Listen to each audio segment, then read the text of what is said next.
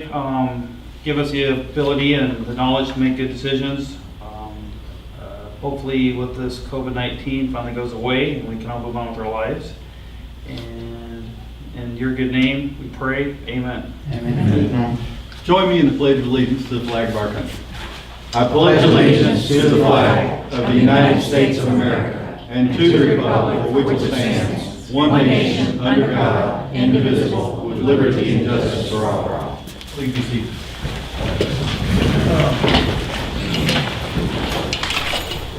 Mr. Secretary, we have a quorum present. Do we have a quorum present? Yes. Thank you. I'd like to remind everybody, audio and video recorders are in use. We're live streaming tonight. Please silence your cell phones.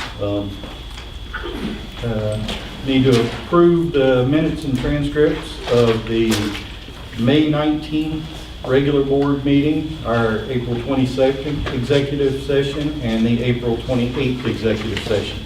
Has everybody had a chance to review those? Make a motion to approve as presented. I second. We have a motion and a second. Is there any discussion? None noted. All those in favor say aye. Aye. Any opposed? I abstain. Thank you, Mark. Motion carries.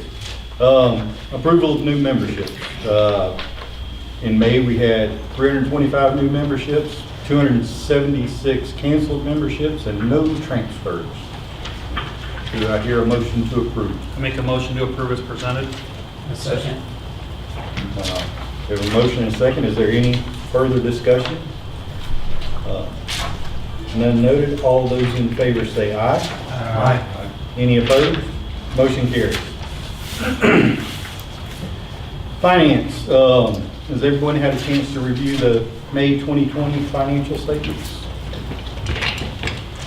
Yes. Are there any questions?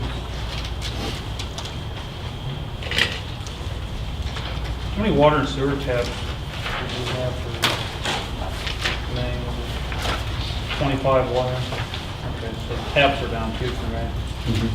Okay. I make a motion to approve as presented. Second. We have a motion and a second. Is there any further discussion? None noted. All those in favor say aye. Aye. Any opposed? Motion carries. Moving to our insurance renewal. Mr. Gray is on the teleconference tonight, I believe. I am here. Would you like to go through the insurance renewal? Sure, be glad to. Where I'd like to begin is to, number one, thank the board and for all their support for our agency. We have tried to be advocates for Hollywood water system for many years. We are renewing with our existing carrier, Philadelphia Insurance Company, that has a program that is endorsed by the National Association of Water Systems. This is a program that has got quite a lot of extra coverages that are unique to the water system program. And what I'd like to do is go through the proposal briefly and hit the highlights. I think each of you have a copy of this proposal. This year, what we're going to do first is to discuss the property coverages. I went and I have met with Mr. Letcher, and we've discussed and made any adjustments to any property values, which we elected not to make any changes to property values right now. But this year we've got some $14,067,000 of insured property covered for the water system. That's subject to a $5,000 deductible and a 2% wind deductible. It's got a $10,000 minimum on that. There is a schedule in each of your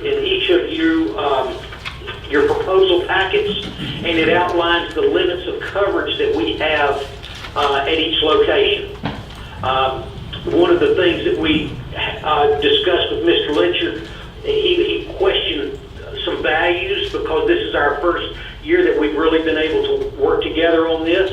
And there was some concerns about some lift station coverage, $4.3 million worth of lift station coverages. we've identified those, what that was about, and we're making some adjustments and some additions to those lift stations. Hey, Jim? Yes. Question on the lift stations. Are we gonna be able to separate them for which ones are a water lift station and which ones are a sewer lift station? Director Goulet and Jim, if I could chime in real quick. I believe we decided that those lift stations were actually grinder pumps on houses, correct? Okay. Jim? Yes, that's when during a previous manager, I was told to add this schedule of lift stations and residential grinder pumps to the water system. Can we separate? I won't be. I mean, I think that yes, we can get those separated and identify which ones are residential. Okay, so we've got both our actual lift stations and grinder pumps in that 4,350,000. It's not just grinders. Okay. Yes, we do have those. Now I cannot tell you that list of grinder pumps and lift stations is totally comprehensive. I think that warrants some review. Barbara and I discussed that she might be making some changes on that list. Yes, I think she was going to work on that. It was just with the timeliness of the meeting and everything, we were going to discuss this tonight, and then there were going to be some future valuation changes possibly. Right. The other thing we discussed is revisit the property schedule at the Pepper Drive location, your sewage treatment plant there at Pepper Drive. Yes. I've got some documentation here. I'll be meeting with someone at the water system, and we're going to go out and drill down on all the brick and mortar buildings that we have out there and making sure we've got those insured as we should. Okay. Right? I'm sorry to interrupt you. One second, Mr. President, on those property limits, if you look like at the second one, pump house for 225,000, what does it mean when it says cause of loss special? Because it's got replacement costs, but and maybe Jim will answer that. Absolutely. Those are when insurance is paid or coverages are provided under three different ways: basic, broad, and special. Special is the broadest form of coverage that can be purchased in an insurance product. So you do have the very broadest form of coverage that you can. And it's based on the replacement, cost of each of these structures. So, not only do we get fire and lightning and vandalism and all the coverages, but special form covers everything that is not specifically excluded in a policy, such as flood, such as earthquake, those kind of things. But special is your broadest form of coverage. Gotcha. Speaking on the replacement cost, it's important that we have values that I believe we've got an 80% co-insurance. So we need to make sure that the replacement cost that we're declaring on these policies is at least 80% of the true replacement cost. If it's not, then they're not going to pay you to replace it. But as long as it's covered to at least 80% of the replacement cost, then they will pay replacement cost. Gotcha. Jim, I have a question. On the first page under the category policy form, it says special form including theft. Standard exclusions include loss from earthquake, flood, landslide, government action, There you war. go. Flood is listed there as an exclusion. So are you saying we are Absolutely. covered for flood? No, we do not have flood coverage is absolutely something that we would have to get through FEMA. We have addressed flood in the past. It's based on where the locations are. Some of them may be in an A or a B flood zone. We have to get elevation certificates. It's going to be very, very costly. But I will never tell you that you don't need flood insurance. Well, my thought is we were talking about grinder pumps and lift stations. I was trying to think of the type of casualty where we might have a loss there, and the first thing that came to mind was flood, that we would have. Absolutely. I can't think of another casualty really that would affect all of our lift stations in a big scale anyway. Lightning. Yeah, Lightning would be your biggest peril. Right. We addressed it, when these were initially added, there was a lot of discussion, I believe it was with Mr. Gardner, and we had a lot of discussion on, and the reason that we're having to cover these is because of FEMA guidelines. If they understood that they paid out quite a lot after Hurricane Ivan, and going forward, they wanted to see if they're going to pay out on something that the water system had done its diligence and at least providing some level of insurance for those locations. Mr. President, I have a question. With regard to the special, what do we call it, special what? Special form. Form, okay. It's kind of like, I might need a Chevy one day and someday I'll need a Cadillac. So do we need a Cadillac, the broadest coverage in every building and every piece of infrastructure we have? I would not recommend anything less. Okay. Very. Easy enough. All right, Mr. Gray, you proceed, I believe. Okay. All right. So we've got our property locations that we've discussed.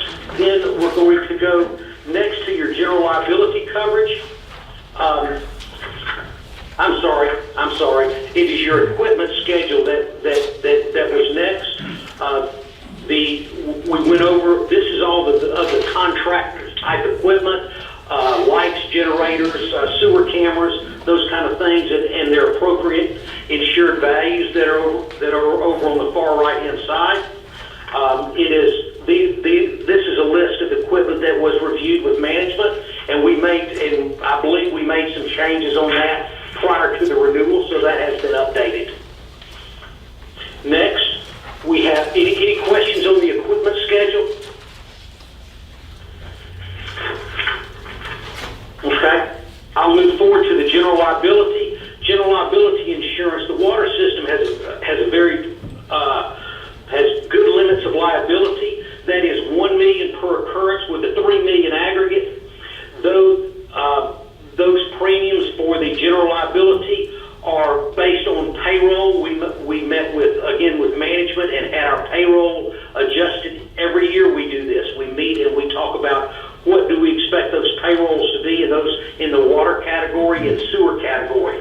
They do not charge premium for any clerical payroll under general liability. This policy has a blanket additional insured. That's a strong point here. It has got third-party pollution coverage included in here. To back that up, the next coverage on the next page is going to be your wrongful acts liability. That is your directors and officers coverage. Again, with the $1 million, $3 million limits of liability, and it also includes employment practices liability with a $1 million, $3 million limit. I think it's important to note in this program that we've got a large umbrella policy, and I want to say that is I believe it's $5 million. I won't get to it. It's back here. Yeah, we've got a $5 million umbrella. One of the things that's unique to our program is not only does our umbrella go over our general liability, but it also goes over our directors and officers and our employment practices liability coverage. Any questions on general liability or directors and officers? No, sir. The next page shows commercial crime coverage with a $500,000 limit. That's your employee dishonesty coverage, and it has forgery and alteration, theft of money, computer fraud. After that, we go to our business auto coverage with $1 million limits of liability and uninsured motorist, hired and non-owned liability coverage, hired physical damage coverage. Let me expound on what we've got here. It may be common for an employee to use their own personal car on a rare occasion. A board of director may be going to a conference. This is backup coverage to your personal auto coverage in the event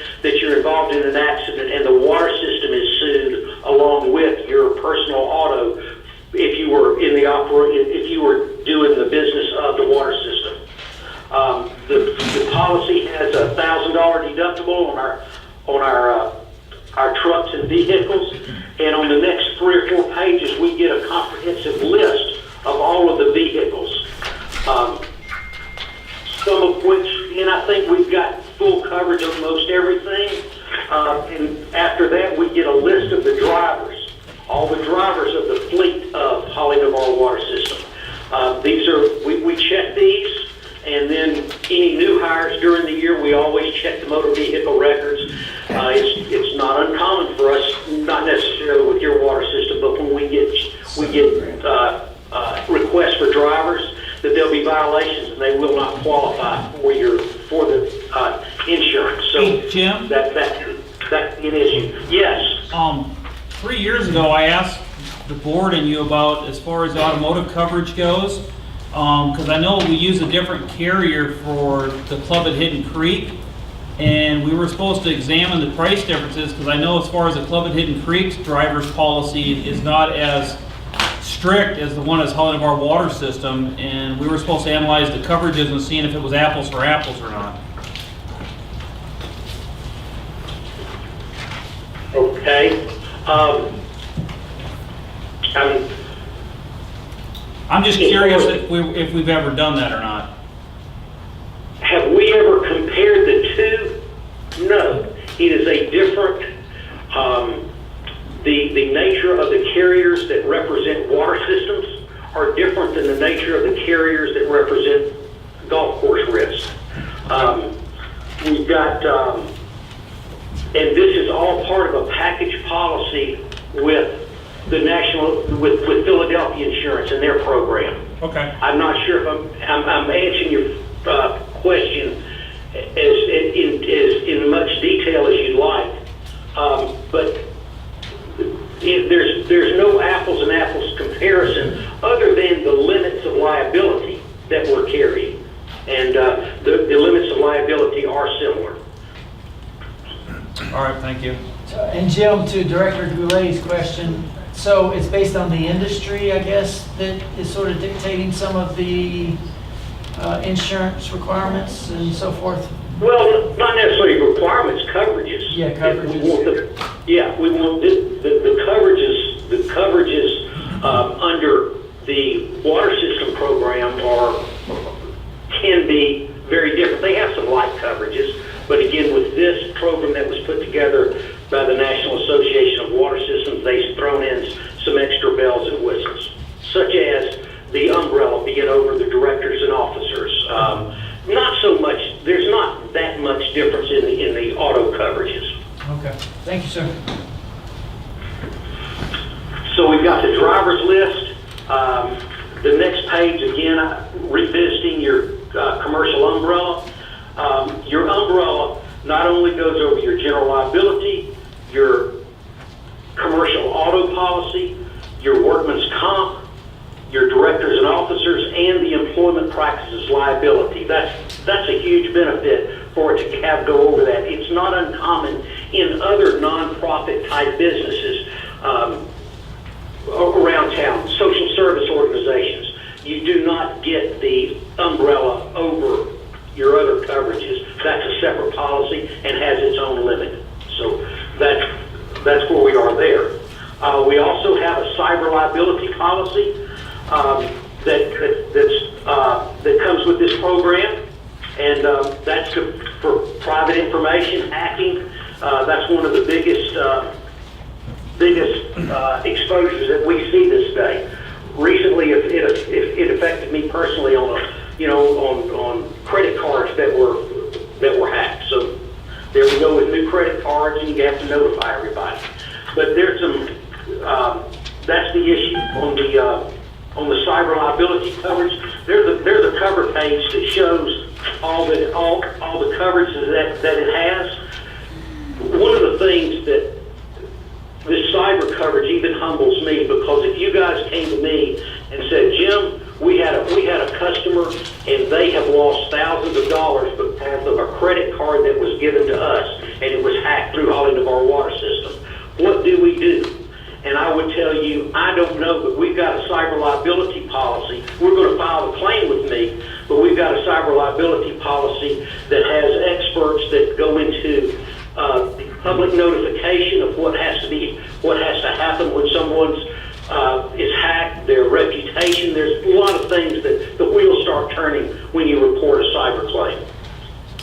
So that's our cyber liability. And Jim, last but not, Can I ask yes. a question? Daryl, can I ask Yes, a go, question? go right As far as the deductibles, do they vary from the different policies? Or is it, Yes, they vary on the different coverages that may be within that policy, yes. okay. What is the officers and directors? Is it still 20,000? Bear with me. I saw 1,000 back there. No, it would be, Yeah. it's 20, I still right? read it every day, let's see. We've got a $1,000 deductible for directors, officers, and employment practices liability. Okay. All right, All thanks. right. Moving along, the last coverage that we've got to deal with here is our workman's compensation policy. I want to give a lot of kudos to the water system for having a very strong safety program, for very strong communications with the work comp carrier. They working well together, and as a result of y'all's strong safety program, where we had an experience mod last year. And experience mod is a function of premium versus claims paid, and the government makes the comp carriers reward you guys for good loss history. A 1.0 is standard. You multiply your premium times 1.0. That is an average company. Those are new startup companies. What can affect that is when you start having a lot of repetitious claims, or you have some high dollar claims. And that can either cause that experience mod to go up to a 1.2 or 1.4, or if you have very good history, as you guys have had, it will drop down. Right now, our experience mod is 0.72. That means we are getting 28% off standard state rates for our work comp, and that's nothing but a result of good safety practices. Okay? I've got some accounts that have a 1.6, 1.7 mod. That means they're paying 70% additional money because of core loss history. So you can't take your safety programs lightly. It's affected positively. Any questions on the comp? The last page, we've got the last page is a premium comparison page. Last year, we paid in a combination of workman's comp, liability, property coverages. Last year, we paid a total of $186,996. This year, $174,481. That's a savings of about $12,000. It could be more, but we had one of our bigger increases in our package policy with Philadelphia came with the auto coverages.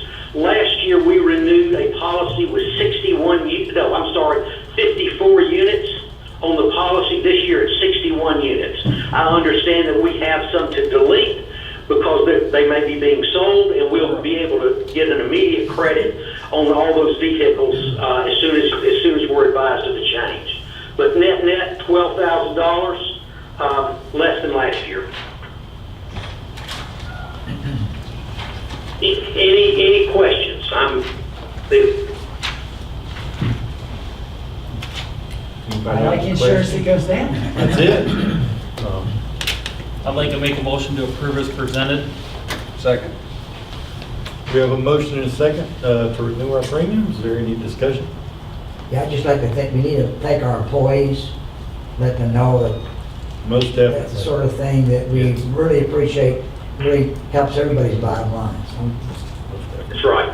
That's right. And noted. Okay. All those in favor say aye. Aye. Any opposed? Motion carries. Thank you, gentlemen. To make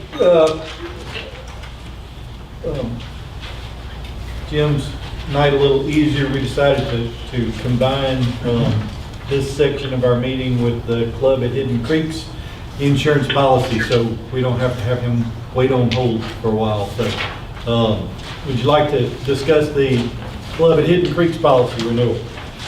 Yes, the policy that we're having renewed for the club at Hidden Creek is our policy with Travelers Insurance Company. It is called their RAP policy, and this is a comprehensive policy that covers the following: directors and officers coverage, employment practices liability coverage, crime coverage, and cyber liability coverage. It covers all of those. We've got a $2 million D&O policy for them, for the board, and we've got a $1 million employment practice liability, $500,000 worth of crime coverage, $1 million worth of cyber liability coverage. This is strictly for the protection of the board and the club, and this is one where we had a little bit of an increase over last year. Last year the premium was $14,146. This year it's $15,038. I think what we're dealing with here, there has been some in the way of rate increase, but we've got a couple of losses I think the carrier is working to offset, but I don't see this continuing to go up. So that's the policy for the club and their RAP policy. This is not the time that we address the coverages regarding the property, general liability, workman's comp, nor auto for the club. This policy is unique that comes due this time of year. Any questions? Jim, same questions, Keith Kilpatrick. The deductible on this one, I don't see that. Let's see. Keith, under these forms, you'll see it referred to as retention or single loss retention. Okay. So those are your deductibles. 10,000. Yes. For the D&O, on the EPLI, we've got a $25,000 deductible. What is EPL? Employment practices liability. Gotcha. Thank you. Okay? I'll make a motion to approve as presented. The second motion? We have a motion and a second to approve the policy as presented. Is there any further discussion? Did we budget for 15,000 or did we budget for 14,000? I'm not sure. Cindy would probably have that answer whenever we get to the golf course meeting. Is Cindy on the line? Yes, I am. Do you happen to know if we budgeted 14,000 or 15,000 on this insurance policy? I think I budgeted 14.5, but I do have money in other areas that will cover it. Okay, thank you. Is there any further discussion? Noted. All those in favor, say aye. Aye. Any opposed? Motion carries. Thank you again, sir. Thank y'all for having me. I consider myself y'all's risk management department, and if there's any time any of you have a question for me, I'm always open to assist. Thank you. Thank you. Thanks. Okay, good night. Good night. Good night, Jim. Moving along, Director Lanier, who's resigned, was one of our pension and 401k trustees. We need to replace him. Is there anyone who would like to be on the? I would like to be, I'd like to be the replacement. All right. I throw my name in the hat.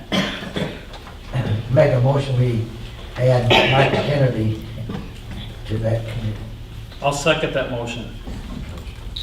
All right. We have a motion and a second to add Mike Kennedy as a pension and 401k trustee to replace Director Lanier, who resigned. All those in favor, or is there any discussion? Who are the current, other than Director Lanier, is it James? I believe it's James and, I believe it's just James. I think it's just James. Yeah, Okay. All right. there's just two of them. Okay. So, there any further discussion? All those in favor say aye. Aye. Any opposed? Motion carries. As with the 401K and pension, Director Lanier was a check signer for Messi and Hollingborough Water System, and we need a new check signer. Currently, who's the check signer? I know I am, right? It's you and Daryl and Clinton, right? Barbara? Barbara, are you there? Yes, I'm here. Okay. I'm here. Who are the, Check signers for Metsy and Hollenbar Water System. I know I Okay, for Holland is Clinton and Daryl at the moment, and Massey is Phil and Daryl. Okay. We gotta correct that. You really need Will, it would probably be you or me since. I got no problem doing it because I'm just right down the street. They can Right. bring it to me.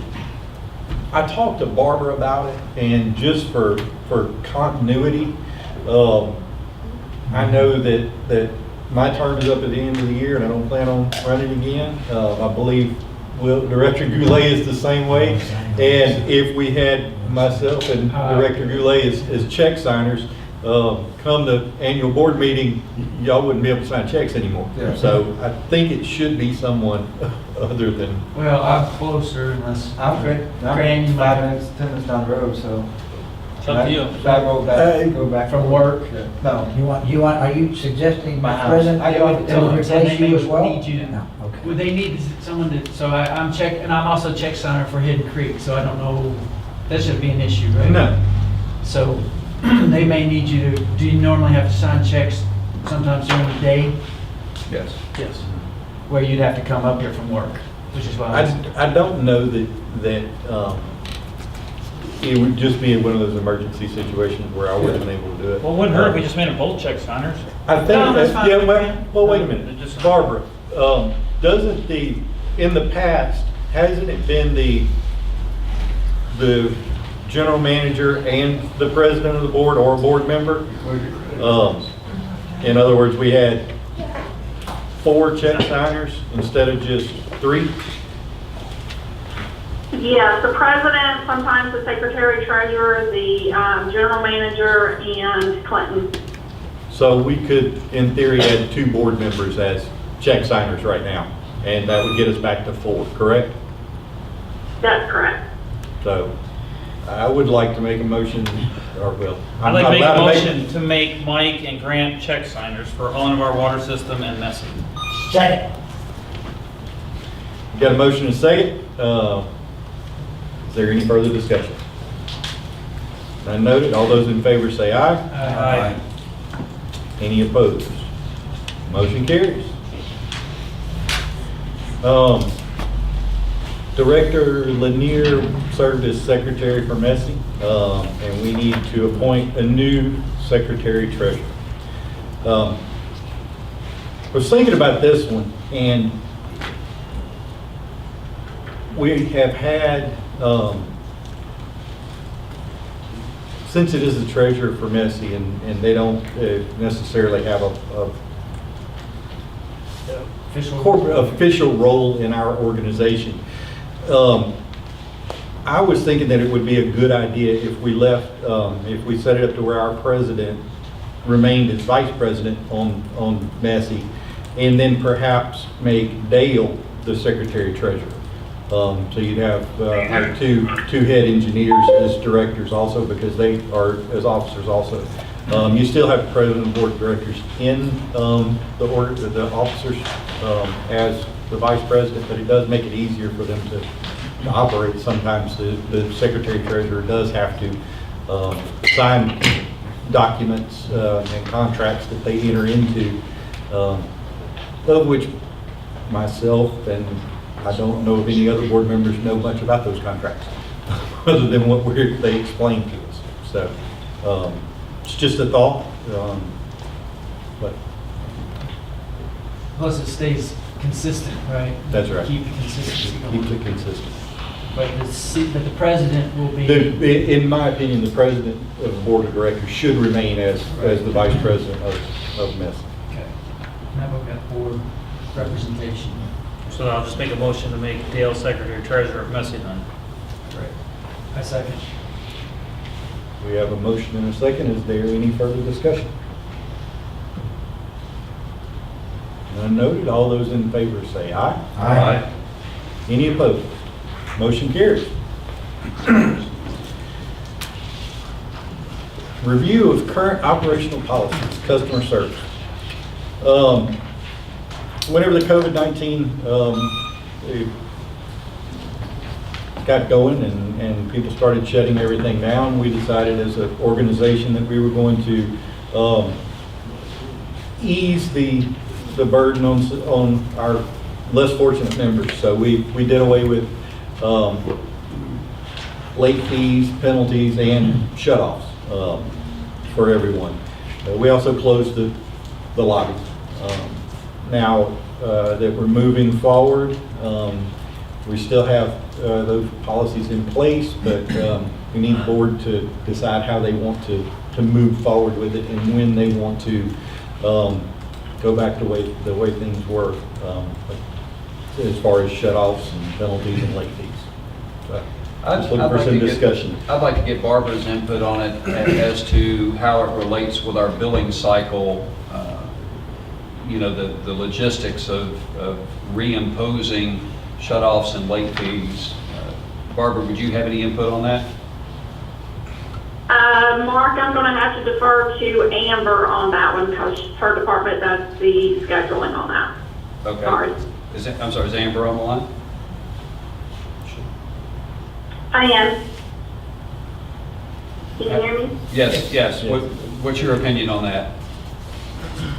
On imposing the late fees and the penalties? As far as timing, if we were to try to set a date as to when we would, go back to normal as far as late fees and shutoffs, would there be a date that would be more advantageous as it relates to our billing cycle? Well, our next scheduled late fee would be the beginning of July. That's when our new bills will come due. So that would be the soonest that it could be implemented because it's already passed for the month of June since we're on the one billing cycle. So to Mark's question, if we were to start it in August, that would give Holland of our water system a chance to notify all the members, like this is coming, started in August, late fees and shutoffs are going to occur again starting in August. I mean, would that be something that would be feasible? Yeah, we could include that message on the bills that we send out in July that the late fees would be reinstated in August. We could also post it on our website. Yeah, that seems fair to communicate and over-communicate to our members. And just to let everybody know, I've discussed it with Amber. This is not something that the people that will be affected by it do not already know. The customer service does at least make an attempt to contact the members on a monthly basis and has been informing them that it will be coming, and when it does, they will be reinstituted. So it's not something that the members that may be late are unaware of. Amber, I got one more question for you. What does our current late list look like? How many members are currently late or past due? The calls that we made in June when the bills would have been, the customers that would have been at least 2 months past due, we made 230 calls. And that sounds like maybe a lot, but that's pretty normal for what we see since we've gone to the one billing cycle. I did have a list run today to see where we are, and currently we have 96 customers that are at least 60 days past due. Some are more, and those are the ones that we're kind of concerned about. But we have been making our calls, letting customers know that their account is past due. and that we have been encouraging them to at least make some sort of payment towards their bill if at all possible. I'd like to make a motion that we reinstate our normal turn-offs, penalties, and late fees starting in August. I'd second that motion. I'd like to add to it that we make sure that we notify everybody via email and internet to let them know when this will start. I'll revise the motion to include that. Thank you. And I'm assuming you're saying August 1? August 1, I yes. mean, the August billing cycle, however you want to count it, but it's August Right. 1. As long as that works for Amber, whatever the August date would be for Amber, right? We have a motion and a second. Is there any further discussion? I'm sorry, now we'll discuss. Amber, just to be specific, does August 1st work, or does it need to be more vague of August? The bill comes due on the 1st, Okay. so, yeah, August 1st will work. We don't do turn-offs until after August. We do them after August 5th. Just to clarify your motion, if Amber Customer Service doesn't have their email address, we can still charge them a late fee, right? I think in your motion, you said we'll contact them by email. Email and via website. Okay. So it's going to be posted on our website. One or the other then? Yeah. Okay. I'd like to point out my motion did not include lobby access. I'd like to deal with that separately. Okay. That'll work.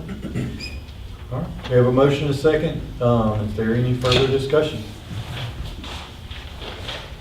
Noted. All those in favor say aye. Aye. Any opposed? Motion carries.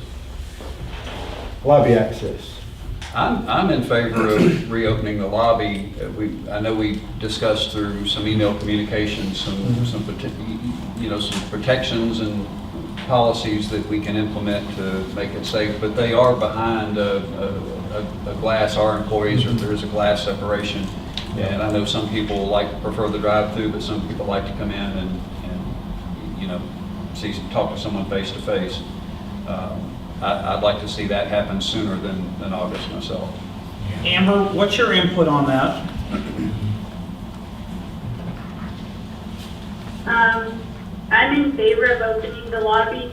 Some of the business that we deal with is hard to take care of through the drive-through.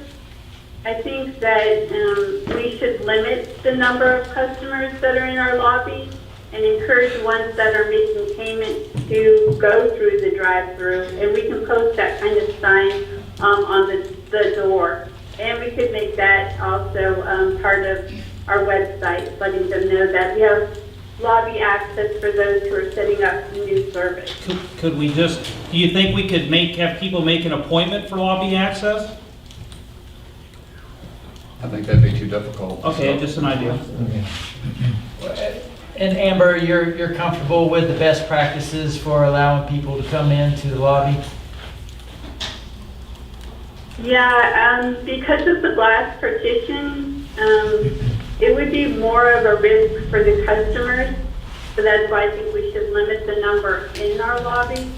But there's really not much more risk for customer service because they're already dealing with papers and stuff like that from Same customers. as the driveway.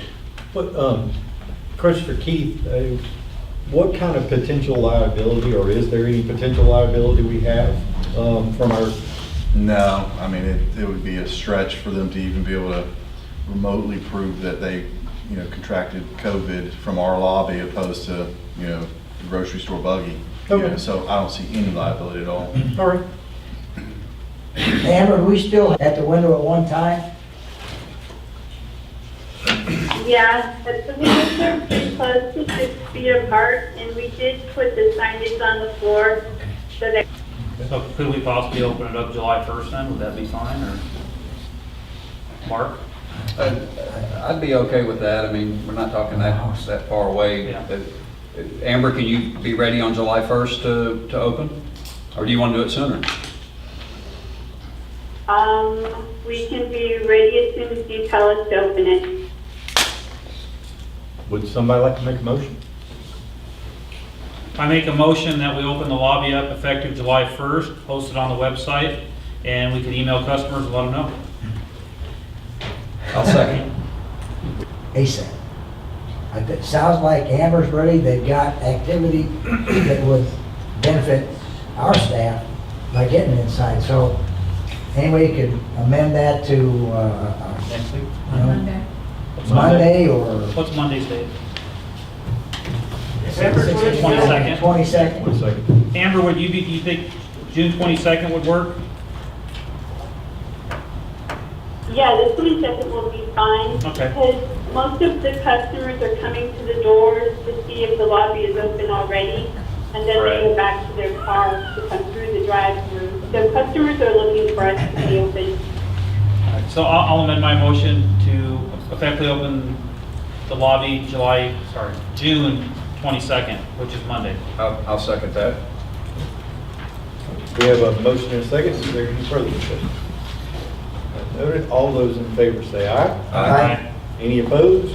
Motion carries. Personnel Committee. Director Goulet.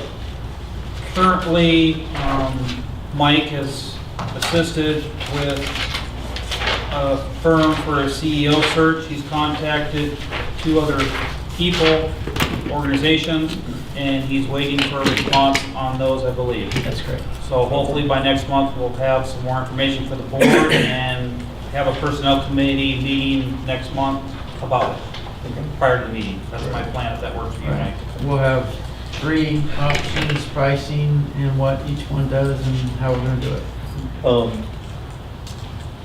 It would be, if possible, get it done in time. Maybe let's not wait until the next meeting. So we'll do a board action without a meeting, but that's my Go plan. ahead and get it rolling. None of y'all want a new CEO any more than I do. I agree. I mean, ultimately, as you can tell, we're doing a lot of the work that the CEO would do. Not saying that you're not doing a Oh, yeah, lot of exactly. work, but you have a full-time job. So Mhm. we really do need to solidify a CEO. Oh, yeah, most definitely. So And that's. so that'd be great, yes. Okay. The moment that I get confirmation, some more stuff, I'll send it out and we'll try to turn it around as quick as possible. That'll work. Sounds good. That's all I have to report on that. All right. Director Teresa, golf. So I think we're gonna hear from Cindy first. Okay, that Financials. works. We'll move forward. Does anybody have anything else for the Holland Bar Water System side of our meeting tonight? You have to fill the engineering now, or are we still gonna do No, that? we do that then. Okay. So we move on to the club at Hidden Creek. Cindy. Yeah. And just It's your show.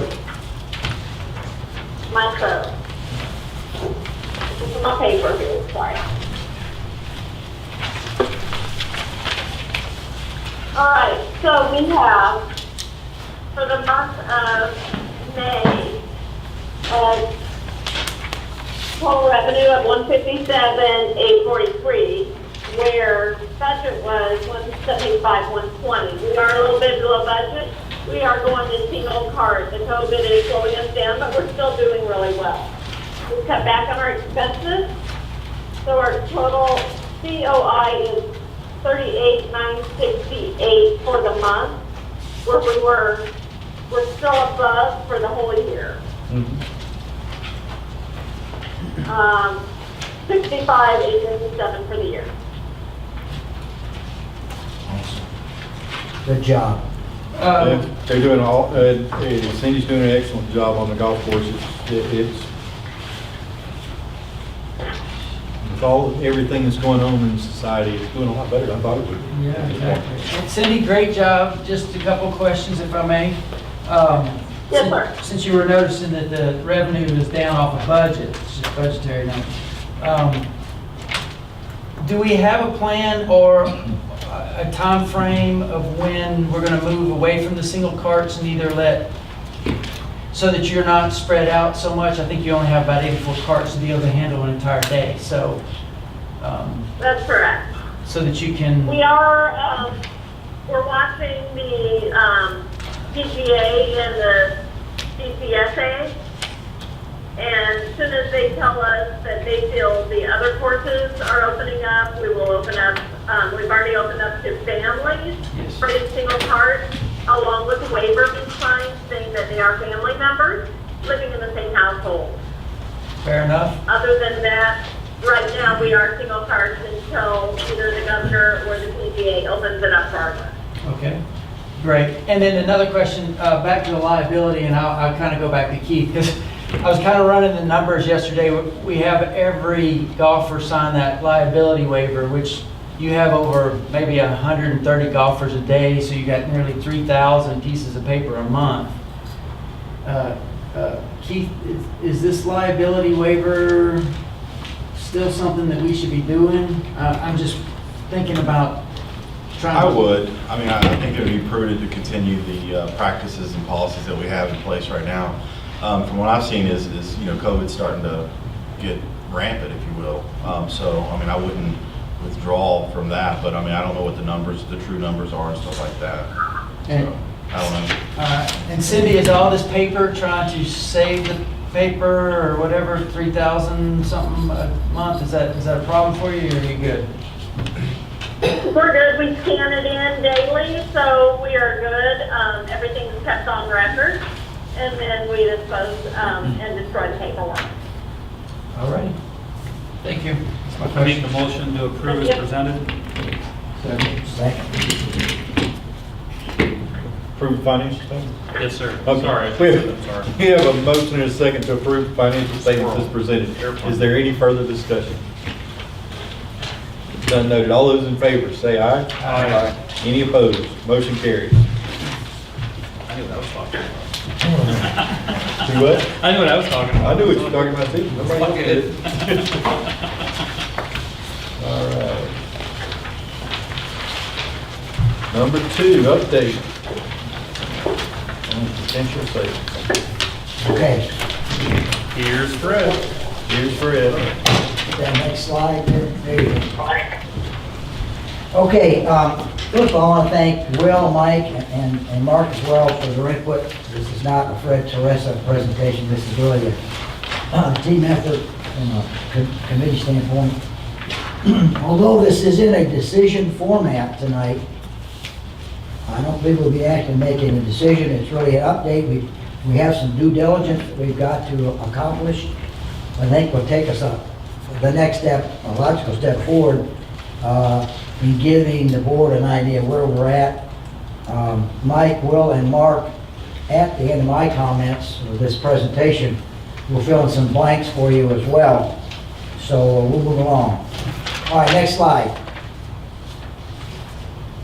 In the famous words of William Shakespeare, to sell or not to sell? That is the question. Next slide.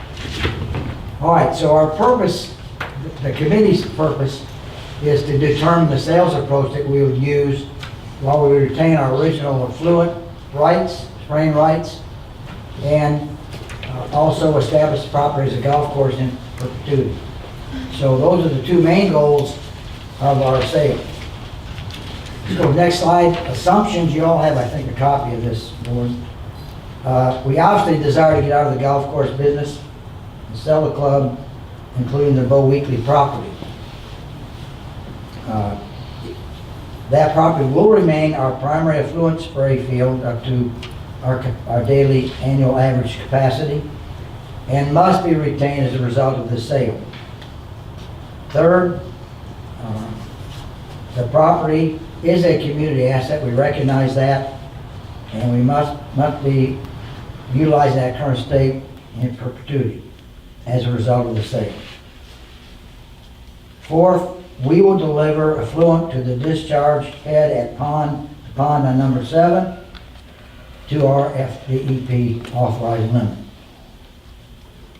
Therefore, the new owner is responsible for the legal disposal of the effluent beyond the discharge head on pond 7, including any and all costs associated with spraying that effluent on the golf course. The new owner assumes all current leases in force, time of sale, restaurant, golf carts, pumps, etc. We will retain our right of first refusal, or excuse me, right to refuse any and all offers to purchase the golf course. We also would ask to retain a right of first refusal for any future sale of the property by any new owner. Second, facts bearing on the sale. To the next slide. Huh? Oh, I'm sorry, there you go. We recognize that Sprayfield rights at the property actually are an asset to us that we value at $4.5 million, which essentially is the estimated replacement costs for an alternate site. In other words, if we gave up that capacity, we'd have to find capacity somewhere else and hope that we could get it at $4.5 million. We don't believe there's a tract of land around here. We've already tried in previous administrations to find something where we could have that, to say nothing of getting authorized by FDEP. We believe that the club at Hidden Creek as a golf course increases the property values of Holly by the Sea homeowners and probably those in the vicinity as well.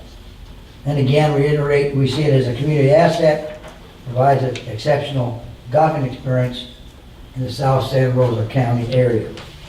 Next slide. When we analyze the options, option one, do not sell the course. Obviously, number one, we wouldn't get out of the golf course business. We're currently averaging $250,000 a year in maintenance and electricity for the spray field. Secondarily, over time, the last 3 years, we have spent an additional $400,000 on average from our covers as a company. 4, we achieve retention of our spray rights and maintain the golf course as a golf course. 5, we believe that if a future board is forced to, we may not be in the position we are now with the ability to sell at a good price and still maintain our 2 primary goals in the sale, and that's maintaining our original spray rights as well as making sure we keep TCHC as a golf course. So, next slide. Option 2, sell for a minimum bid of XXX. We've got some diligence to do on that. Mark will speak to that in a moment. While again, continue to maintain our original spray rights and perpetuating TCHC as a golf course. Okay, again, it provides us some funding, much needed funding for other projects. Does not prohibit a bid beyond what our minimum asking price. We also believe that even though the Tiger Point sale did not go through, we believe it still offers reasonable comparable value, and Mark will speak to that as well in just a moment. It's still a viable aspect to this option. And again, it achieves our original objectives in selling while ensuring a minimum return on our 9-year investment. Next slide. Conclusions. It's in our best interest to sell the club. Option 1 is eliminated. Option 2 meets every objective in selling the course. We retain our original spray rights. Remains a golf course. We receive a minimum dollars in defraying costs and some other aspect of our operations. And we may prevent or reduce any potential rate increase should state funds not become a reality for the Eggman Road project. Next slide. Essentially, the committee believes that our next step ought to be the employment of a real estate attorney to draft a sales agreement for presentation to Holly Water System Board of Directors, which includes in pretty much straightforward minimum pricing, sale date of 12/31/2020, just thought made sense, end of the fiscal year. Sale again continued on maintaining our spray rights, continued on the club remaining a golf course. Again, we retain the right of refusal of any of all offers. and we retain the right of first refusal of future sale property by the new owner. Mark, would you comment on the pricing and target point comparability and our strategy of getting with an attorney? I think you talked to Ms. Davis about that idea, sales agreement idea. Right, I think before we set a price, we do want to get some professional, opinions on that. And the two options are to hire an appraiser, which would be time consuming and fairly costly to do that. The other option would be to consult with commercial real estate brokers who have experience in golf course sales. And I met with the commercial broker who is handling the sale of the Tiger Point golf course. And she told me they've had a good bit of interest. They did have an offer that did not pan out, for various reasons, but they're still getting a good bit of interest in it. She has experience in golf course sales. So she would be willing to come up with a proposal for us, come out and take a look at our golf course, look at our financials, and help us determine a value as well as a potential marketing strategy for the golf course. I also reached out to another large commercial broker who also has some experience in golf course sale that haven't set up any meetings yet with him, but I think it'd always be good to get a second opinion on that. So as far as our due diligence is trying to ensure that we set a price that is in line with the market, even though we know what they're asking for Tiger Point. I personally think Hidden Creek might be a little nicer than Tiger Point and might have some more potential. But at any rate, I think the time frame on that should be by the end of this month, meeting again with her and having her take a look at the course and the financials, and then shortly after that, she'll be able to get back to us with a proposal.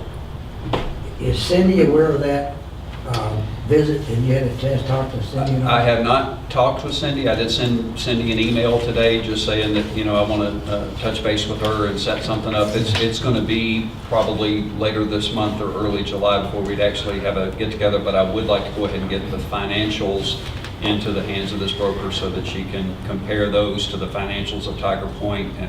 And a lot of times when you're valuing a business, its value is based on your potential future income stream. And for me, it sounds like you said, I think a good word here is our due diligence to be able, instead of just pulling a number out of the air, Right. We're actually going to do some analysis to try to come up with a real number that would be a decent or a fair market value. Do you need this lady, is she going to present us with a bill? Do you need something from the board to approve, or is it within the CEO's spending limits? There is not going to be any charge that I'm aware of for her to provide a proposal and a recommended valuation for us on this. So that's the other advantage against going with a fee appraisal, And she'll be doing that in the hopes that we will also employ her to market and sell the property as well. Yeah. Sure. Cindy, is she still there? Yes, I'm still here. Did you happen to see Mark's email previously? I have not seen it yet, but I will do whatever is needed. I can get whoever it is the numbers I need. Okay. If you'll call me tomorrow, Cindy, we'll talk about what I think we're looking for on this to be able to provide her with some financials. I'd like to give her last year and maybe year to date is what I was thinking. And I think the other thing you Absolutely. need to be prepared for, Cindy, is a ride around the course and tour of the clubhouse and whatnot, facilities, to give her a good sense of distinction between our course and Tiger Point as well. Right. So appreciate Mark's efforts, appreciate your support on that, Cindy. And if I may, Absolutely, no problem. if I may, Mr. President, I kind of just wanted to lay some little not ground rules, but just some information out there for all of our members here. So the land at Hidden Creek is our primary spray field. Okay, can I interrupt you? Yes, sir, go ahead. I'm sorry. Let's finish with Will. Will has been working with attorneys, trying to make sure we get the right of course, leading this charge with respect to the sales agreement went out. So you want to give us a quick report, Will, where you are on that? Spoke with Steve Griffith and John Daniel at Basin Lane. Had about a 30-minute phone conversation with them today.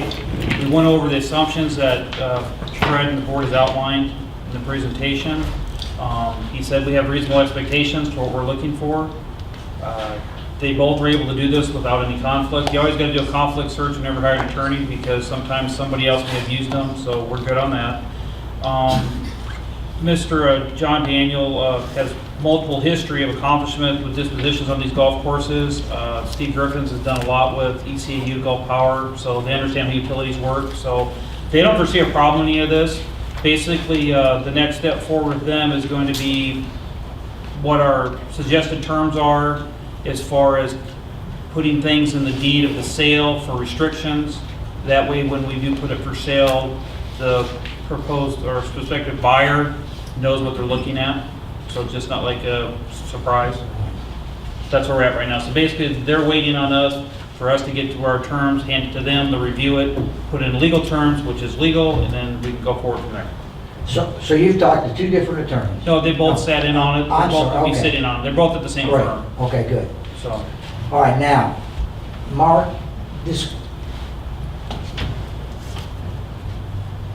you alluded to the fact there were a number of issues with respect to the sale of Tiger Point, and I don't want to go into any detail on that, but you did mention how we are approaching this with respect to board approval and then getting an attorney involved. What was her reaction to that?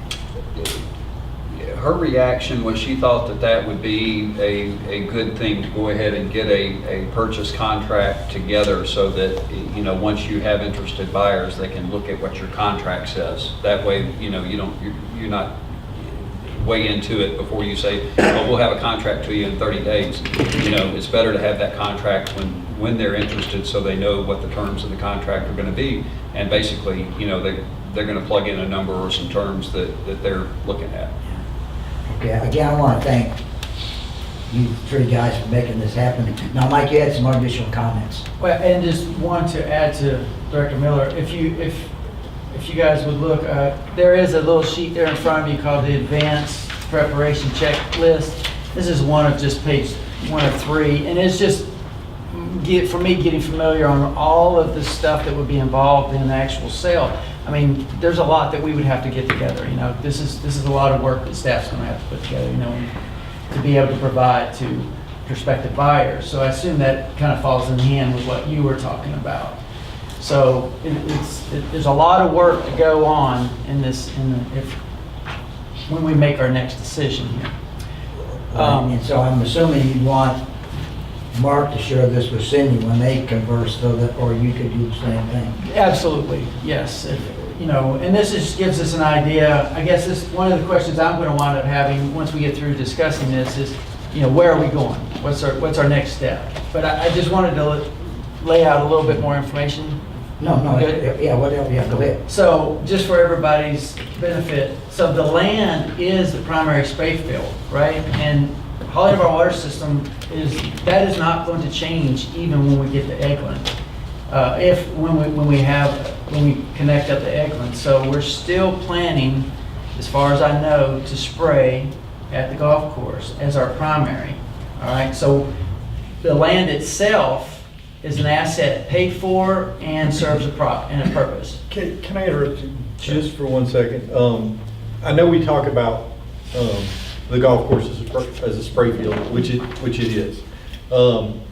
In my opinion, the board, we kind of need to get away from saying we're going to spray, we're going to do this. What we're going to do is put 1.19 million gallons per day into pond number 7. I like And it. what happens to that water from that point is not our concern. Even better, okay, and that's a good thing. We will send 1.19 million to Pond 7. After that, it's the new owners or whoever owns whatever to be responsible for spraying that. That's right. The land itself right now, we've paid for. We need all that land. I say we, but the land is needed to be able to for the FDEP permit. We're permitted for that land. We've already decided that, as Fred said, there doesn't seem to be any more land around here that we could even use. So we have an asset, and we have an asset that solves a solution, which is to be able to spray on. And so I just want to set those parameters there. But like you said, for us from now on, we're saying we're sending the water to hole 7. Okay, the head of hole 7. That's correct.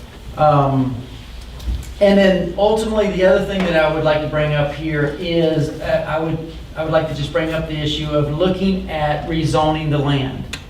What would it take, which it would be interesting to talk to, when we say we're going to talk to the lawyers, if we can look at rezoning the land to be able to give homeowners in the community a little bit more breathing room as far as what that land could be used for in the future.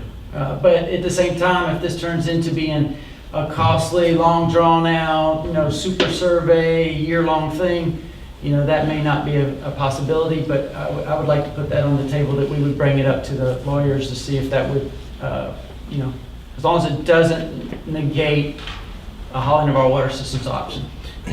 So I'm for that, as long as we can, just look at the potential costs. Yes, Find out sir. what the costs Absolutely. are, direct and indirect.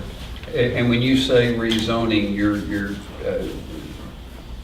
what kind of rezoning are you referring to? Well, I did speak to the Mr. Ward at the county, and he was saying that the option, there's 2 options. You could rezone to active park district from what we are now to active park district. It would take, it go to the zoning board. It would take possibly 2 to 3 months, because you have to do 2 public notices. Maybe we could talk with Commissioner Peach and see if we could get something, but that's where we would go to, is Another thing we talked about was the engineered site plan. I don't know what they're going to require for that for 168 acres. And if zoned as a park, if we can still sell alcohol on the course being a park. See, I don't know. and all of those options. Yeah. Agreed. I'm Like I not said, saying direct we're- and indirect costs is Right. what we need to look at. But it would be nice to be able to do, again, due diligence to see if we can help the community out in this aspect as well.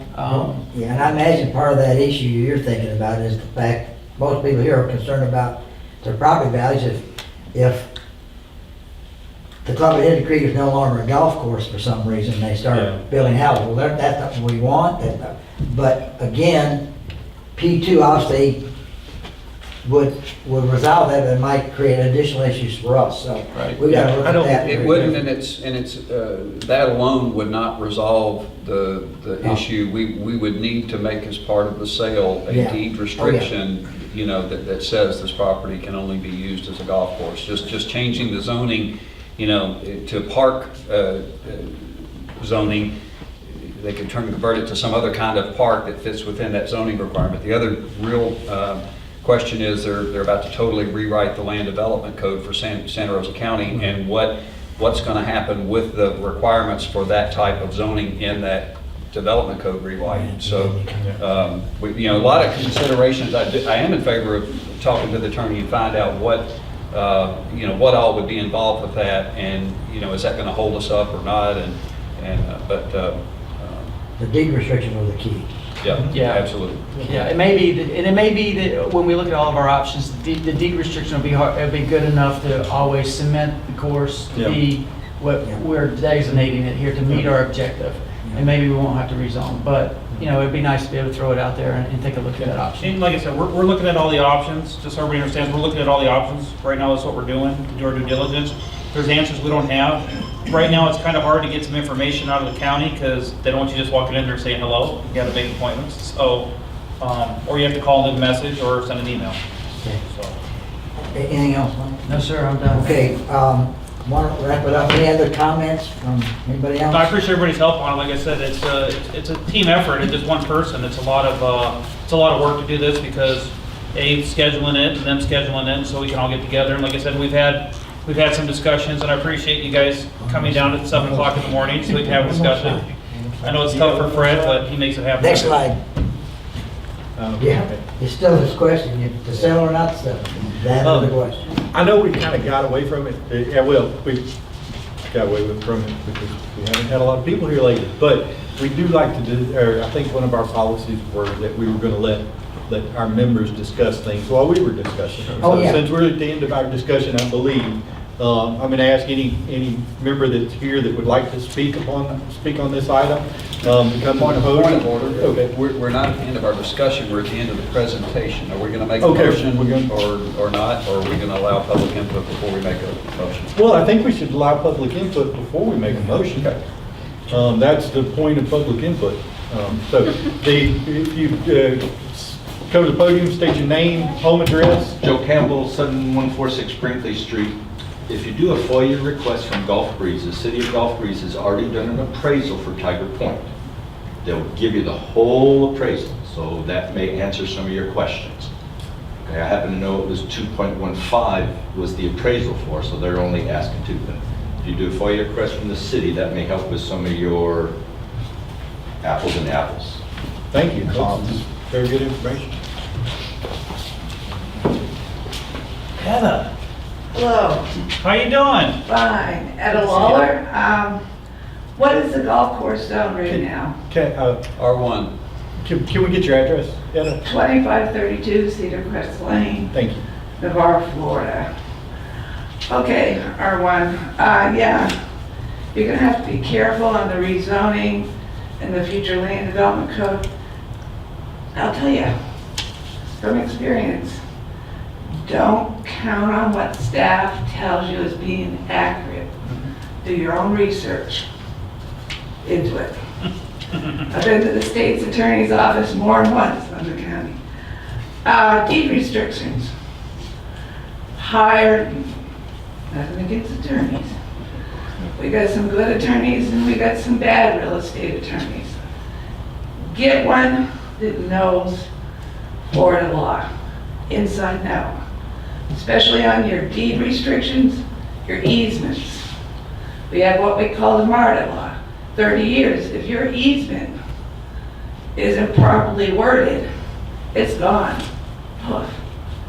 You lost your easement. So make sure you get one experienced in that type of law so that you're well protected, or in 29 and a half years, if you have to file a notice, we want to reserve all these rights. So you get a sharp attorney that knows enough to follow that law. You know what I'm talking I about? totally agree. That's why, I know my limits.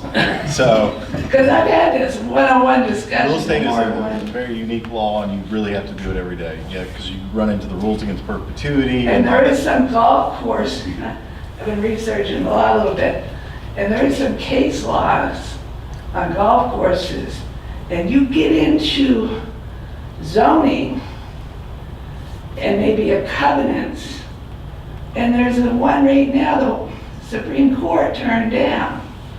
And I think that could come up for a big fights down Miami. Dade County? Yeah, I think it's Cal USA or something, deals with a golf course. So I'm just cautioning you, be careful with rezoning. And if you mention any deed restrictions or covenants or anything, thank you. My comment is if it's currently zoned R1, then we could sell it to a developer and a developer could come in and build houses on the golf course. And that's not our intent at all. We want to make sure we That's where you ensure need- that it is a golf course. Yeah, your attorney will Yes. work that. Right. Oh, no, we're going to rely on attorneys for everything we do.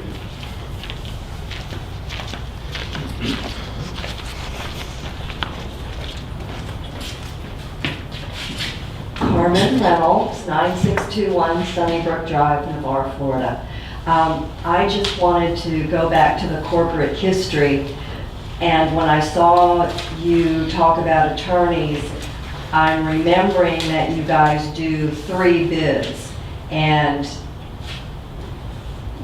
real estate attorneys are specialties. If you ever even talk about zoning, you really probably want one that knows about Santa Rosa County and has dealings in Santa Rosa County. So I guess my question would be for the board, you guys can discuss this. Should you not be looking to write a spec of what you need for the job and then put it out there and let them tell you how much the job is going to cost. And why I say that is because I recall years ago that this water system hired Beggs and Lane, and you all let them go because of their exorbitant fees. So I'm not picking on anybody, I'm just throwing it out there, that it's the best thing to do and the best approach. Thank you.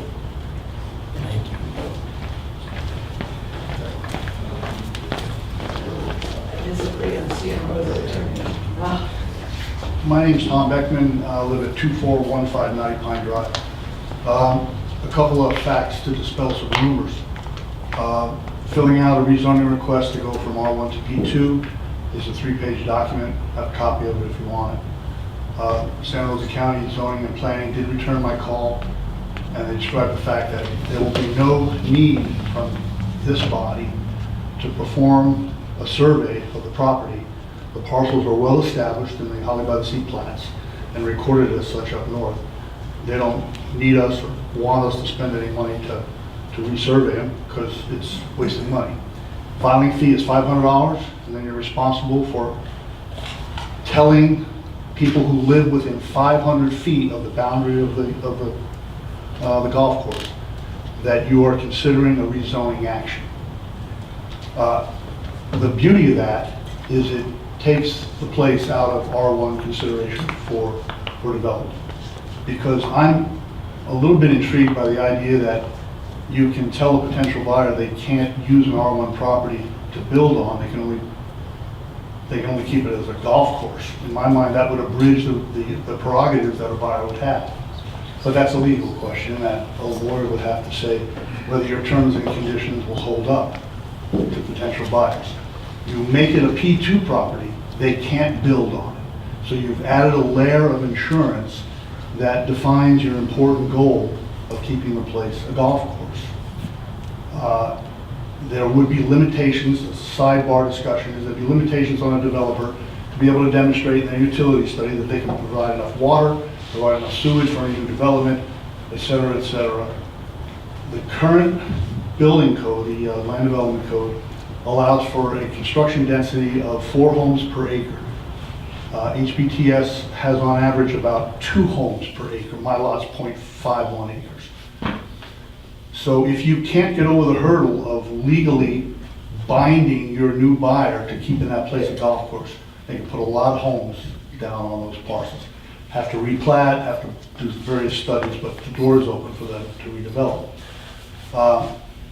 Your other concerns, the other ones elude me, but the cost to the water authority, I think, would be minimal in comparison to the preservation of your intended goal for the property, which is to keep the golf course. Am I to understand that you guys are going to aggressively pursue that alternative and see what is associated with filing for a rezoning to P2? Is that what I heard tonight? We were going to find out the direct, we were going to discuss it with the attorneys, find out the direct and indirect costs. We do have some lots out there, like the Boo Weekly lot, that is a lot that was never a portion of the golf course. Now, I personally would not be in favor of rezoning that particular lot as a park. There's like 9 other lots. Some other lots out there that the board had identified several years ago that could be used as residential lots and not impact the operations of the golf course nor our spraying abilities. I would not be for rezoning those particular sections of the golf course as a park because we would be basically piling up our members' money and burning it. I want to know what the value of that is before we make some kind of decision to just throw that money away. And I think we've got 16,000 members that expect us to do that too. Are those lots are R1? They're platted as R1. They weren't platted. It was a board action that looked at platting those lots, but the board decided against it at that time. Okay, so I haven't looked at the plats recently. We have full-size copies. We have D-size drawings of HBTS if you want to unroll them and take a look at what parcels we're talking about. Let's dispel any rumors about what's going on with the land development code. and a couple of rumors associated with planning and zoning themselves, they will answer calls. They are doing business. On the morning I called and left a message for someone to call me back about this issue, they called within 2 hours, a senior planner. We had a very productive discussion. So they are responsive to our needs, and they can join with you in giving you your best options in moving forward. Secondly, there are no plans to modify any zoning designations in Sean Ward's pending LDC revision that have any impact on R1 or P2 zoning descriptions. They will remain the same.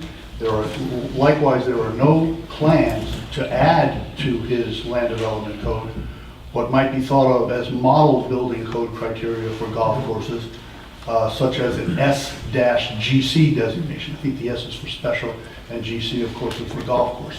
You look in the LDC, you won't find that one there. It doesn't exist, nor does he plan to put that in there, which is Sean Ward, which is a more robust description of what a golf course model zoning provision should call for. Thus, we're stuck with either R1 or P2 for reasonable categorizations for the property. P1 is out of the question. That's a pristine conservation property where you don't do anything except feed the birds and chase the snakes. But those are your options, and in my mind, the preservation of the property as a golf course is better protected if it's zoned to be a golf course, which is categorically defined in the P2 designation. Do you know any of the limitations that come with having a P2 designation? There are provisions in there where there are key allowances, and those are important. Okay, so they say it's called golf courses and driving ranges. So that takes care of 2 of your pieces of property, 2 of your intended purposes for land, I would presume. But it also allows for all ancillary structures to be permissible under the P2 designation. Like They don't say restaurants, all your maintenance golf shops. facilities, your clubhouse, you can define, or you already have defined for the most part, the things that make the whole golf course run. Those are all allowable under the P2 designation. It's presumed you don't just put a piece of green grass out there and everybody goes and plays golf like they did in Scotland 300 years ago. That's not reasonable. So those allowances are specified in the 3-page code, 3 pages that describe the P2 designation. Limitations. We have a 5-minute limit at the podium. I'm done. So we need to let others speak. Thank you. I was answering your questions. Thank you so much. Would anybody else like to speak to this issue tonight? I would. Thank you. My name's Gio Mayer. I have 6931 Turnberry Circle. Couple of general things. You talk about your concern of disposing of your effluent water in perpetuity. I think you lose sight of the fact that the golf course operator needs your water, wants your water, and will require it in perpetuity. Yeah. And it's a big problem. That's right. So don't lose sight of that. Your role has changed in that regard. Second thing is, I've had a fair amount of experience in buying, selling, and operating golf courses, including a couple of attempts in dealing with this group on operating your golf course with disastrous outcome. Nevertheless, familiar with the situation. And Tiger Point is no comfort. Tiger Point is a dead deal. It's gone. It never was a real viable proposition. As a matter of fact, it was headed initially as a new location, the 76th location for the World of Beer, whose owner lives at Tiger Point. The 2 owners live there. And myself, I might add. There are comps available for you, but they're not very current. And with all due respect to Mr. Miller, the realtor, you'd be hard pressed to find a realtor in Florida whose recent current experience in selling or buying golf courses, because there aren't any being sold. They're going straight down the sewer. I know that from personal experience also. you talk about preparing a contract for sale. Given the environment, the state of the art, what's happening in golf in general, if you get a prospect, believe me, he's going to determine the conditions of the sale, not you.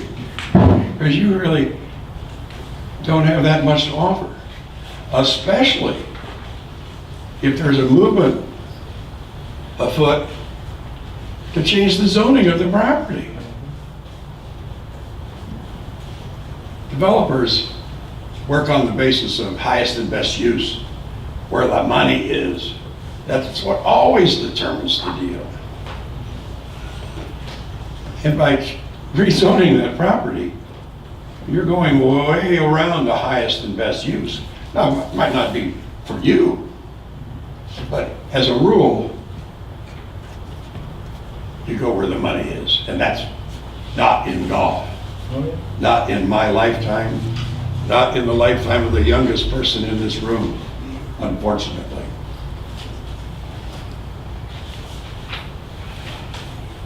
You talk about the golf course being a community asset.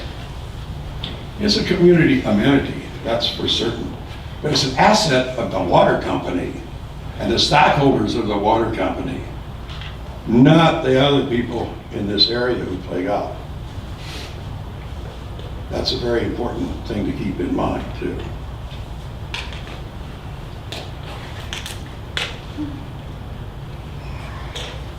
There are a number of other things I'd like to mention, but I've not heard anyone say what they think the highest and best use of that property would be, other than as a park to protect the interest and the assets of the people who live on the perimeter of the park.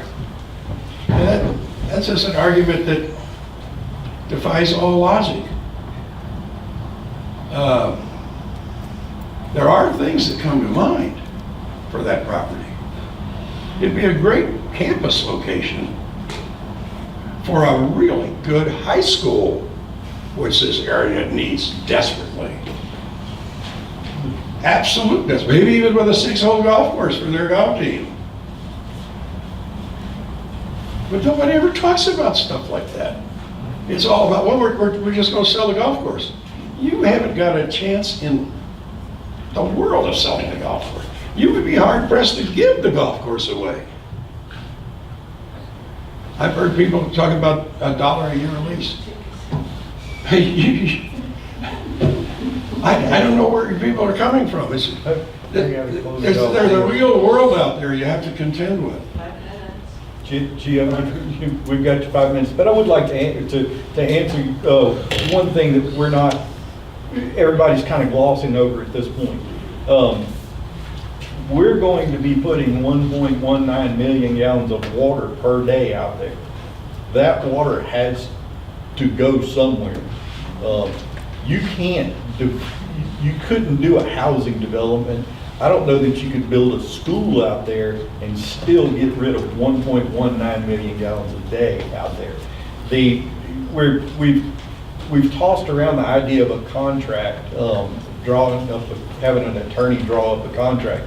The main thing we wanted, or my interest of getting with an attorney, was to make sure to ask them how to protect our interests of putting 1.1 million gallons per day out there into Pond 7, if and when we did sell it. Not necessarily to come up with a sales contract. Obviously, whoever your buyer is going to be determining a lot of those items, but we're going to have to protect our ability to put 1.19 million gallons per day out there. Just as a prospective owner of a golf course is going to have to protect his interest for a water supply. That's right. Which is the single most important consideration he has. That's right. So let's see if we've got anybody. Thank you. Thanks for coming, Gio. Thank you. Would anybody else like to speak?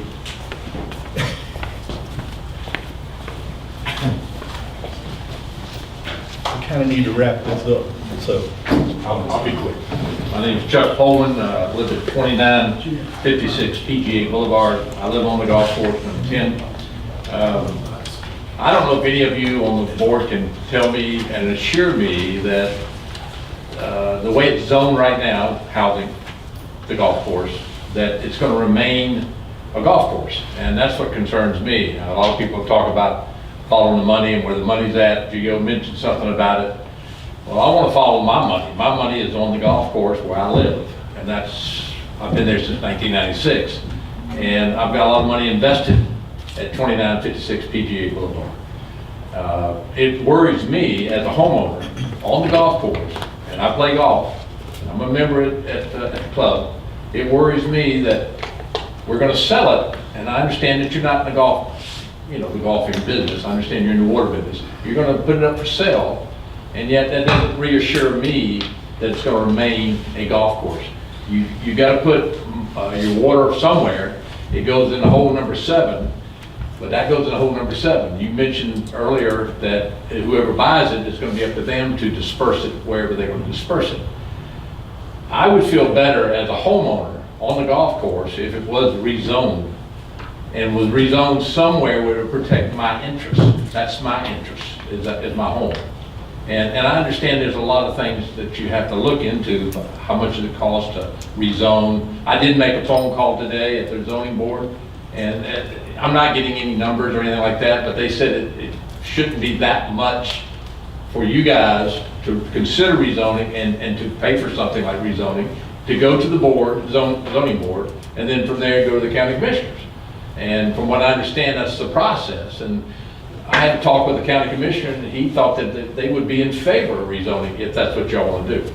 And I know that you mentioned earlier that you're looking into all avenues, but I'm here as a homeowner representing some of the other people here too, that we want to protect our interests, that we live there and we live on the golf course. And there's only a few of us that live on the golf course, but I can't imagine that golf course not being a golf course and being something else. If a developer comes in and they got lots of money, a lot of these big developers do, and they want to put houses there, and that's where they make their money.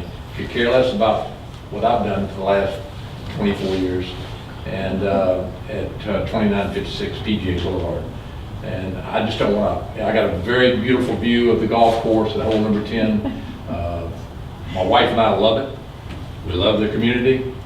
We respect everybody in the community, and we just want it to remain a golf course. And I want some insurance. I don't have any insurance right now for it being rated, housing and things of that nature. It needs to be. You need to reconsider and you need to consider rezoning that golf course. And I don't know how you can do it. What it should be. I heard this gentleman say that it was P2 or something of that nature. That's Greek to me. But, somebody smarter than me could figure it out and reassure everybody that lives on the golf course it would remain a golf course. Thank you. Thank you.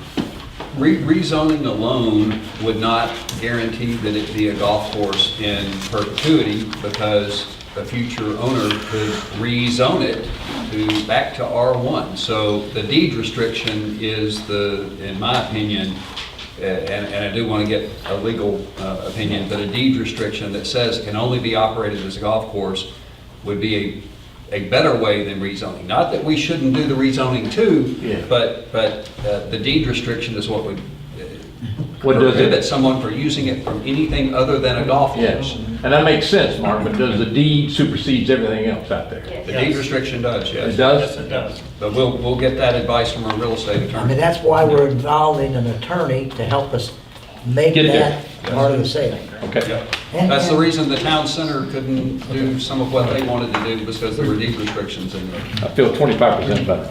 We're gonna have to say this is the last one. Yeah, just real quick. We're 2 hours into a meeting. Okay, Steve Hushka, 2545 Masters Boulevard. I just have a couple questions. How are you going to handle the water? Well, somebody that buys the golf course, will they have to pay any for the water, or will it be something that you can hold over them will there be any charge to them for the water? We're not envisioning charging. At this time, no, but we're not going to So lock they would get ourselves free into charge anything. of the water, which would help make the golf course profitable. Right. Just like what it is now, because you're doing accounting for that. Right. The second question is Is Tiger Point a spray field also? Do they have water going in? Yes. Okay, so it's the same situation? Yes. Okay. Thank you. Thank you. All right. That was fun. Yeah, Ed, I think you made mention of making a motion, an hour or so ago. Where do we want to go with So this? where do we want to go with this? Yeah, what's our next steps? Fred, Let the committee continue to move. I think the And we committee got can- lots of due diligence to accomplish, as illustrated by the questions that were asked, but I think we're, everything from zoning to right attorney and get some idea of what the value is. Go from there. So we're, you know, the only thing that would really require a motion is if we were going to take any specific action. Correct. In other words, if we're going to hire an attorney, okay, you know, and spend money, then we need a motion. But if we're just going to get information at this point, which is I think all we're doing, we're not spending any money, we're not committing to any particular set of terms or sale price, I don't think we need a motion. Well, I think you're going to meet with an attorney, and if you meet with an attorney, he's probably going to want to get paid. I doubt that. You know, You do a lot of pro bono work for your clients, don't I you? can't we're not, even know what that word we're not means. going to put a, It's gonna fall under your expenditure. Like I said, right now with the attorney that we're using, my whole idea behind the attorney using is to get information and have them put the information together, then we can go from there. As far as if we're gonna use them as the attorney or if we're gonna select another attorney. the initial consultation won't be anything that's above your spending. Oh, yeah, no, well, trust me, no, it's not going to be anywhere close. Well, not then. Okay. If it is, we will be voting on it. Oh, yeah, no, I know. So again, we're still We're gonna in report out in data gathering, July. and then. I think as far as Fred, I'd make a suggestion that we'll report back to the board at the next board meeting with our findings. Yeah, and it will be most likely whether or not we're going to sell, if we're going to sell a price, and we'll have the details for the whole situation in the next meeting. Okay. Sounds good. Hands on. Moving along. Phil, are you still there? You wait. I'm still awake, believe it or All not. right. Would you like to give us a engineering report for the month? Yeah, I'm gonna jump right into what's on everybody's mind, which is angling. Y'all have a good evening. Thanks for coming. Thanks for walking out in the middle of the week. I believe that since the last board meeting, the Northwest Florida Water Management District Board voted to sponsor the request for the grants that are outlined in the MOA and in the meetings that Daryl and I have been part of. So that's good news. Next month, Eglin will be on the agenda as a regular agenda item. We would anticipate at that point in time, the board would be voting to approve a contract with Jacobs. In the last month, what we've been doing in anticipation of that is, one, we have developed a detailed schedule of both the design and the construction of the project.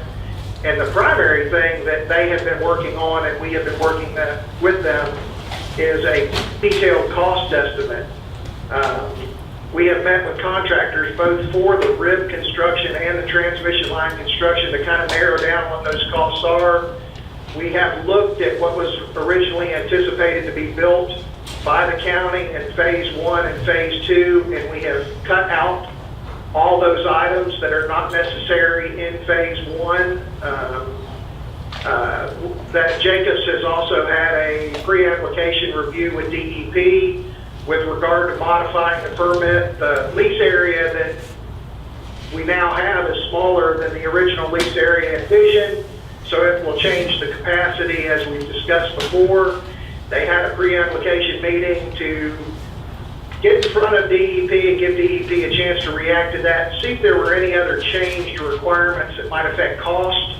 I don't see any. I got the minutes of that meeting today. I did not see anything that concerned me there. Jacobs has been soliciting their subs, the geotech sub and the surveying sub that they will use. We have had input into that scope and who was on that short list for solicitation.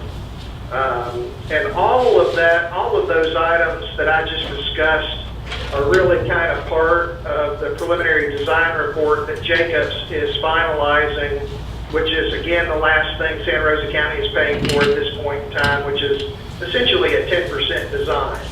So again, you will be seeing all of these items I've talked about in detail at the next board meeting. And if there's any questions, I'll take them. Thank you, Phil. Anybody got any questions? I have one question. Hey, Phil, I know we spoke about it in the past, about the fire expansion and the 3 areas that were outlined by the fire department. Have we done anything more with that? No, Will, not to the best of my knowledge. Now, that came up a couple of months ago, and I got with Clinton, and I don't believe that the fire department actually recommended 3 areas. I think what happened, Will, was that Clinton and I had actually got together based on the original list that Hawley Navarre had a long time ago that kind of prioritized the areas to be provided with service if and when those lines needed to be upgraded. And we had updated the cost estimate for 2 of those areas that, in our opinion, represented, I guess the right thing to say would be bang for the buck. And it was done to show an area that would be of, say, minimal cost and an area that would be pretty significant in cost, just to give the board an idea of what the cost would be per lot for those areas. And that information was presented previously at a board meeting. I mean, it's been some time ago, but that's the last thing we have record of in the file. All right, Mr. President, can we put that on the next month's agenda to Sure. review that? We'll get that on the agenda for next month. Thank you, Mr. President. Thank you, Phil. Sure. Anybody else have anything for engineering?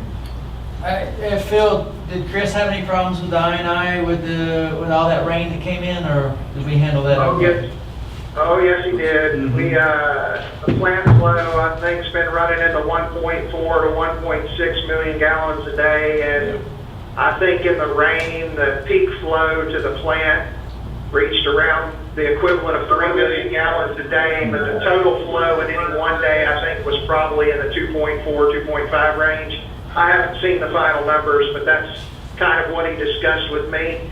But the good news is that the plant flow did go down very quickly once the rain stopped. Gotcha. Okay, thank you. And we were in the negative for last month on I&I, right?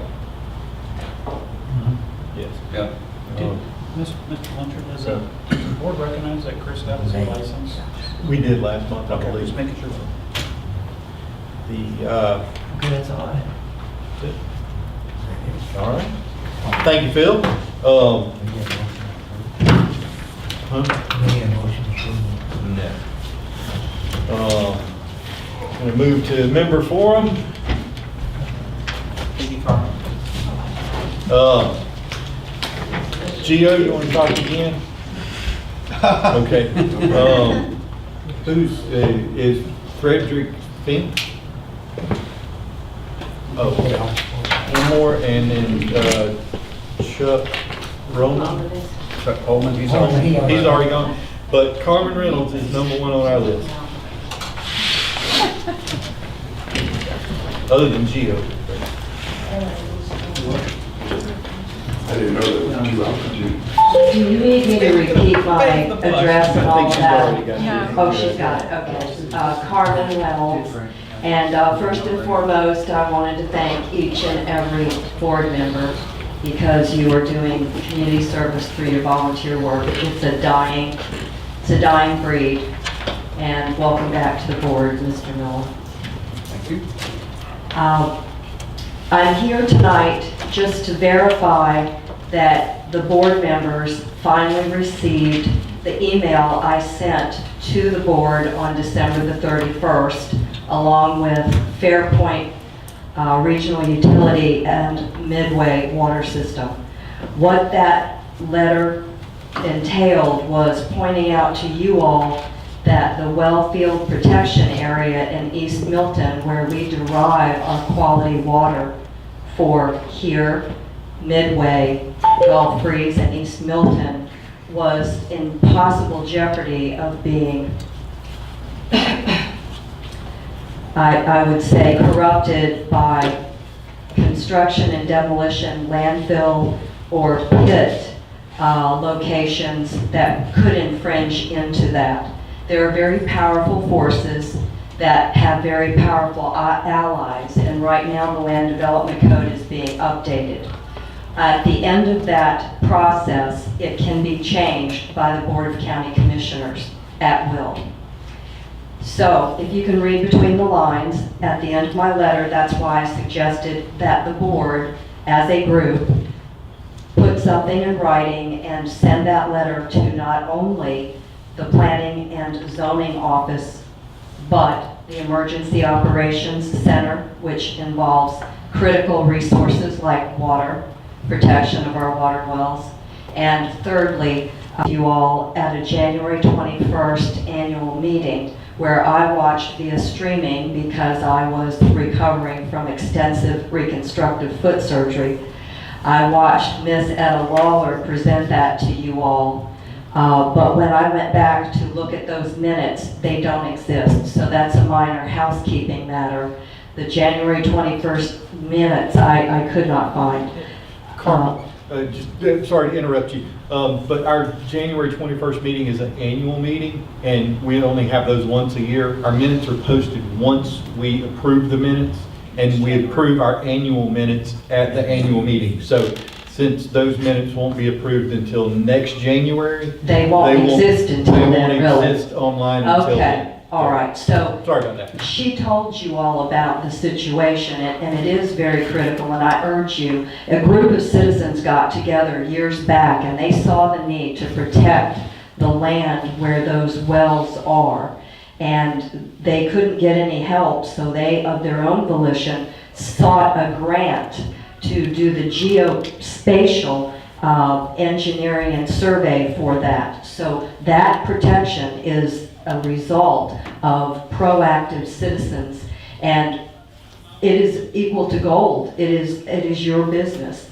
And if we let that be corrupted, it will only be because nobody that is powerful, like you all, running this agency, have weighed in writing and stipulated how important this is. Two other questions. The clarifier, when it got emptied, was that paid for by the Philadelphia insurance? No, ma'am. It was not. And the cyber insurance portion of that, would that in fact cover if some entity commandeers the membership data and they're holding it hostage for ransom money? It should, yes. There is ransomware protection. I'm sorry? There is ransomware protection. Okay. Yes. Thank you very much, gentlemen. Thank you, Carmen. Did everyone receive eventually the emails? Because that's kind of a concern of mine. Porn meets. Well, did you send the email just recently, or was this in December? It was in December, and then Okay. I sent another one, Sunday night. Okay. And there is a problem with that system now, the way it's designed. It only allows a member to go into a form and fill in the blank. I could not send you the 6 attachments that way, so it precludes members that are trying to get critical information to you from doing so. Yes, but it also precludes people who might have malicious intent from sending us attachments So also. what is the workaround for that? The workaround is to use the form to send us an email, and then we'll correspond with you through regular email or through a telephone, Okay. and then you can email us the attachments. But I would take yours because I know you, but there's a lot of our 16,000 members that I don't know well enough just to download an attachment from them Or and you open could it up do- on my computer. You could email it to Daryl, he could print it out and give it to Torrin can scan it in and then send it to the board members. Yeah. So do you have the information now? I don't know which information you're discussing. We'll discuss it after the meeting. Okay. All right. A Frederick Pink is next. Is that you? Oh, no. That's it. Edda's name is on here again, so. I would yield to the later Yeah, no. Sure, go ahead. We're all quite aware of the well preservation problem. Fred Fink, 2771 Pebble Beach Drive in the bar. Just a question, will it be possible to get access to the slide deck that was used with the Hidden Creek Golf Sale presentation, whether that might be put online or whatever, because obviously there's a lot of valuable information there. Sure. I think it's a good idea. Your email. Thank you very much. All right. That was Thank it. you, sir. Huh? Chuck Rollman? He's Chuck already gone, okay. That's it. Ed, I didn't know there was a. 5 minutes. 2 minutes. 2 minutes. To follow up on Carmen's stuff, the new draft of the land development code's out online. It's 500 pages. And they're working on trying to get it so it's easier for folks to understand. There's some controversy. But August 26th, 9 o'clock in the morning, the commissioners are going to have their public input thing. That'd be an important time for somebody from the water board just to watch. They're still in the draft prohibiting pits in the wellfield protection, which is important to continue to prohibit them, because when they cut into that ground run, you guys are screwed. Might as well shut that well down on Juneau Road. So if you could, just kind of keep an eye on it, because there are, like Carmen said, some forces out there. And it's your job. This isn't politics. This is policy. And you have to protect our rights for clean drinking water. I believe in property rights, that you cannot do something that's going to affect your neighbor, devalue their property, ruin it. So keep an eye on it. I agree with you. I think we have nothing if we don't have clean water to provide to our customers. The bar was shut down. You lose that well field. Yeah, I agree with you. I'm not on the list, I You're not on the list. apologise. Angela Campbell, 7146 Brinkley Street. Can we do something, I believe I heard Cindy say that there's a little bit of wiggle room in the golf club budget at the moment. Can we do something about the net on Masters Boulevard? It looks absolutely appalling and it's an embarrassment for the water board. I think Cindy's working on that? Yeah, I think so. I think Great, Cindy is working hallelujah. on that. Fabulous. Yes. Okay. I move to adjourn. Thank you. Move to adjourn. I second it. We have a motion second, all those in favor say aye. Aye. Motion carries. Thank y'all for coming out this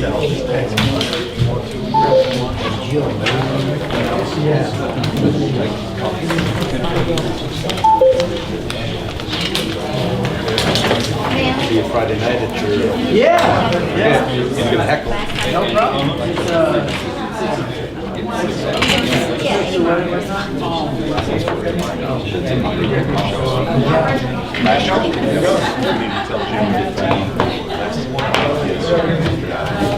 I'm sure he's still.